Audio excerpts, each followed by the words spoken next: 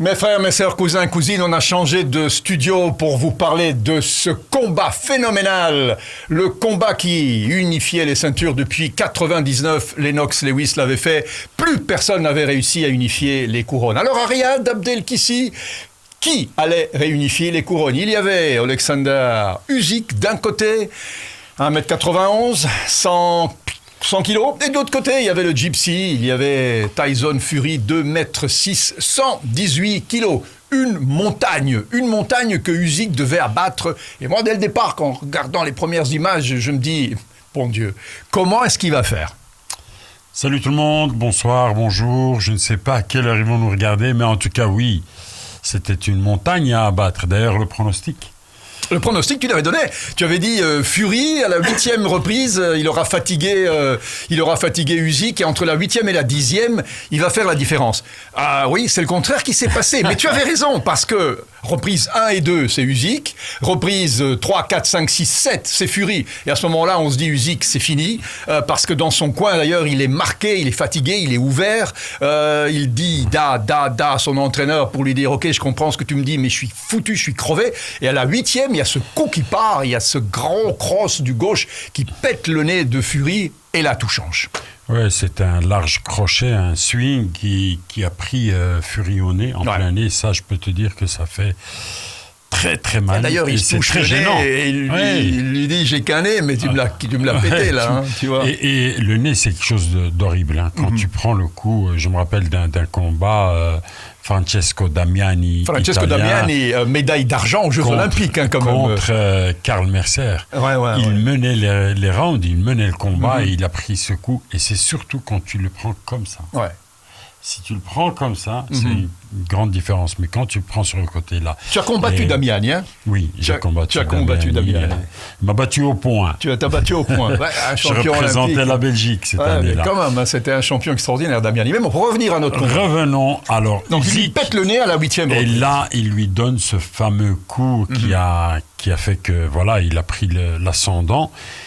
Et physiquement, et moralement, mentalement surtout, parce qu'il s'est dit, là, j'ai ma chance. Donc, c'est là où ça s'est retourné. C'est là où ça se retourne. Mais ce qu'on avait remarqué, on vous l'avait dit dès le départ, Usyk, c'est un boxeur qui ne recule jamais. Il avance, il martèle, il donne des coups, il porte ses coups, il a des combinaisons qui sont des combinaisons bien structurées, il bien en ligne. Il lui a mis la pression, il a pas arrêté. Pression terrible. Il a pris directement le centre du ring. Tout de suite. Et dès qu'il avait le centre du ring, là, c'est une des erreurs de Fury, qui n'a pas repris, lui, le centre du ring. Parce que c'est l'endroit, c'est ce qu'il faut prendre pour mentalement et physiquement être sur place. Donc, quand tu es sur le centre, tu ne lâches plus ton adversaire et tu gardes et tu calcules. Ce que Usyk a fait extraordinairement bien, c'est que ce champion-là, c'est quelqu'un qui jauge la distance, qui a un coup d'œil extraordinaire, qui sait à quel endroit il doit être, et il a toujours été au bon endroit, à la bonne distance. Donc, imagine-toi, 206 cm, donc 2m6. T'as le mec qui fait 1m91. Il a à peine quoi, 1m91. Il a à peine quoi, 15 cm. Il a quand même 15 cm. C'est beaucoup. Et lui, quand je dis à peine, je me trompe, c'est énorme. Bien sûr. Donc, il a une distance à parcourir. Et qu'est-ce qu'il a? Il donne ses jabs, c'est direct, et il le touche comme s'ils avaient la même distance. Bien sûr.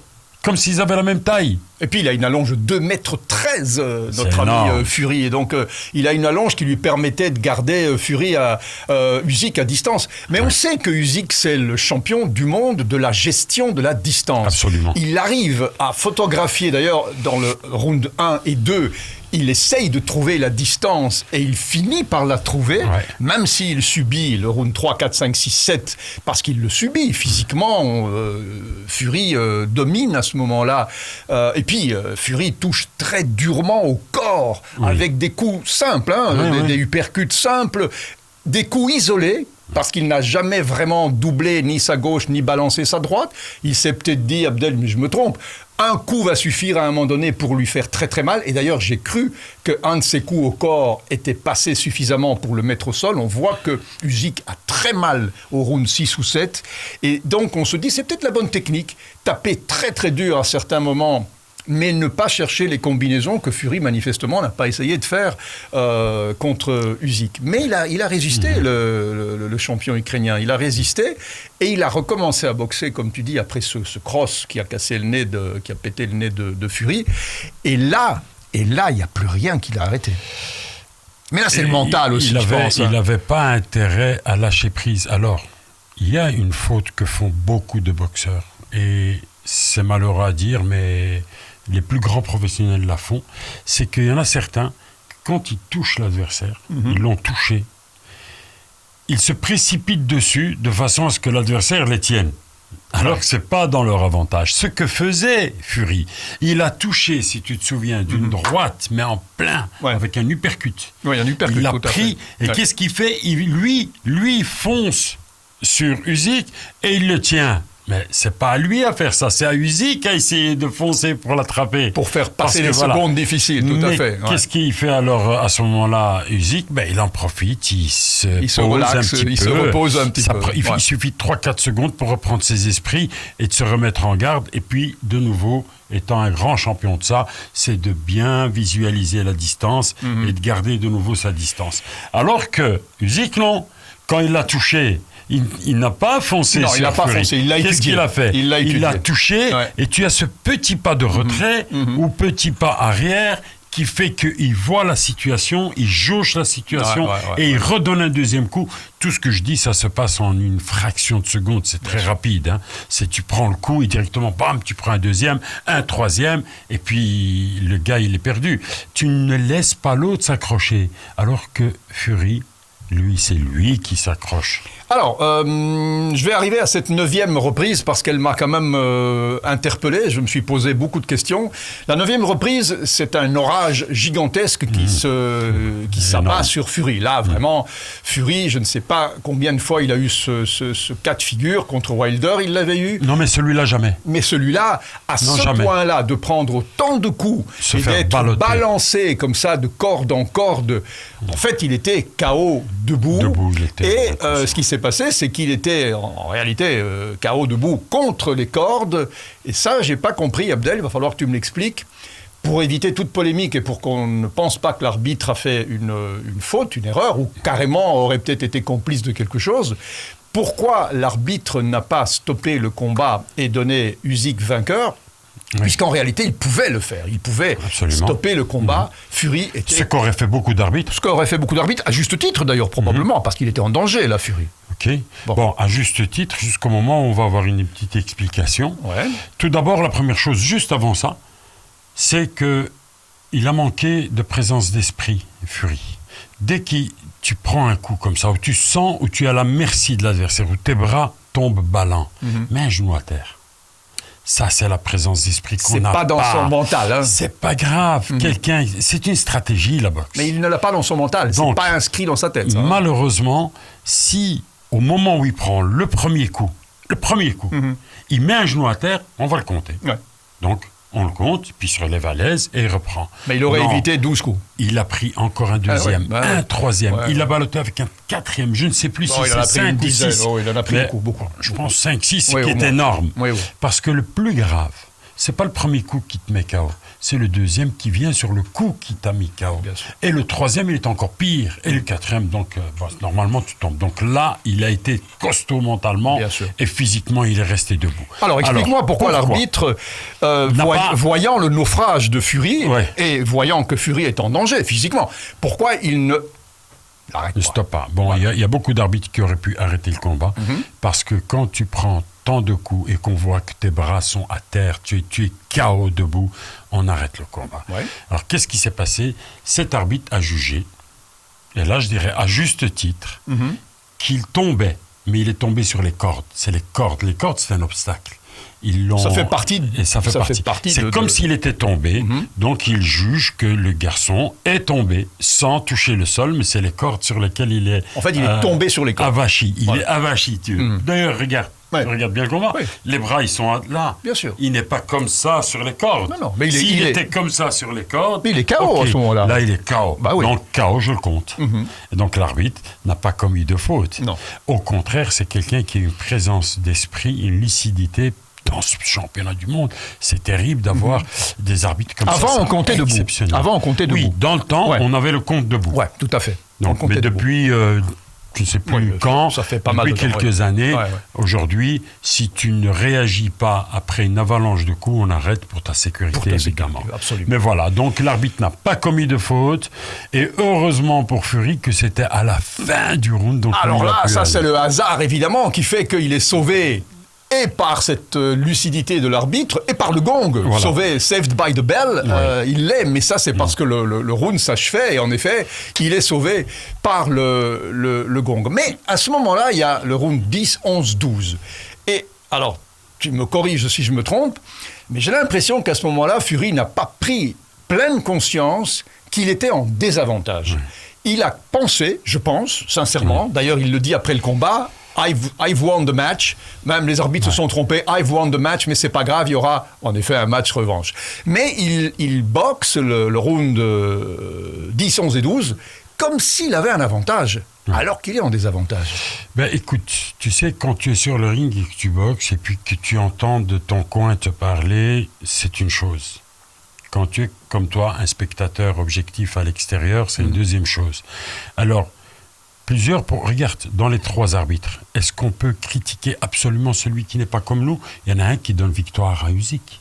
À Fury. À Fury. Mais je ne sais pas comment il fait. Hein, mais encore une fois, c'est toi et moi. Moi, j'ai donné victoire à Usyk d'1 point. Grâce au knockdown. Pourquoi? Parce que si tu comptabilises, on a 6 rounds à peu près. Ouais. Mais il y a ce round où il le met à terre, donc pour moi, il a gagné. Oui, on explique clairement, enfin très simplement pour ceux qui ne connaissent pas les règles. Alors, un round, c'est 10-9, c'est 10-8 s'il y a un knockdown, ou alors s'il y a un avertissement de l'arbitre, on peut perdre un point aussi. Absolument. Voilà, donc là, on peut perdre un point en plus du point normal qu'on perdrait. Donc 10-9, 9-10, à la fin, on compte le nombre de rounds gagnés. Mais clairement, le knockdown a fait que le round 9, ce n'est pas 10-9, mais 10-8. Donc là, et ta question intéressante, celle que tu dis, pourquoi est-ce qu'il a boxé comme ça, Fury? Bah oui. Mais tu sais, à ce moment-là, pour lui, il menait le combat. Surtout que on sait, comme avec Wilder, quand il a été mis à terre, c'est pas parce qu'il a été mis à terre au knockdown ou compter que le combat c'est fini. Il faut aussi voir tous les autres combats, les autres rounds. Et pour lui, à part le premier peut-être et le deuxième, il gagnait tout. Donc il gagnait le 3e, 4e, 5e, 6e, 7e. Donc il a 5 rounds. Il prend le 8, ça lui fait 2. Avec les 2 premiers, ça fait 4. Pour lui, il gagne 4-5. Tu comprends? Ouais. Donc il boxe, il essaye de tenir. Et en plus de ça, n'oublie pas une chose, c'est que le garçon a été touché. Il est KO. Il est encore KO. Il ne va pas commencer à aller chercher la bagarre. Non, donc, tout à fait. Il a intelligemment travaillé. Ce qui n'a pas été intelligent pour moi, c'est 2 choses. Je dirais même 3. 1, quand il a été touché, il aurait dû mettre un genou à terre. 2, arrêter de faire tant de cinéma alors qu'il faut qu'il travaille. Et 3, il a laissé l'initiative de la pression à Usyk. Il devait aussi mettre son poids, sa puissance, reprendre le centre du ring et travailler. Tu vois? Là, je me demande, Abdel, si c'est possible, tout simplement, avec Usyk, qu'il n'est pas le centre du ring. Tu peux répondre toi-même à la question. Comment? Tu l'as pas vu pendant les rounds, là, les 3, 4, 5, quand il lui mettait une gauche, comment il stoppait le Usyk? Mais malgré tout, il lui laissait l'initiative d'avancer. C'est vrai. Il l'a laissé. Il avait cette drôle de garde un petit peu vicieuse, quelque part, tu vois, qui fait que Usyk a toujours marché sur Fury, même si, c'est vrai, 3, 4, 5, 6, 7, il marche, mais il encaisse. Il le stoppait avec un simple jab. Mais Usyk a cette présence d'esprit, cette science de la boxe, cette stratégie extraordinaire de pouvoir frapper, entrer dans la garde juste au moment où il touche, il se met sur le côté et rentre. Ce que tu avais dit dans la première vidéo, parce qu'on a fait 2 vidéos, donc tu avais expliqué clairement comment Usyk devait chaque fois casser la distance, s'engouffrer dans le peu de place que Fury allait laisser, parce qu'en effet, c'est vrai, Fury a laissé peu d'opportunités malgré tout, mais il s'est fait marcher dessus dans les moments cruciaux, et mentalement, j'ai quand même l'impression que Usyk, même si au round 7 il a mal, il est ouvert, montre que c'est dur, que c'est difficile, mais tu vois quand même qu'il n'y a pas un moment où réellement il y a un doute dans sa façon de penser.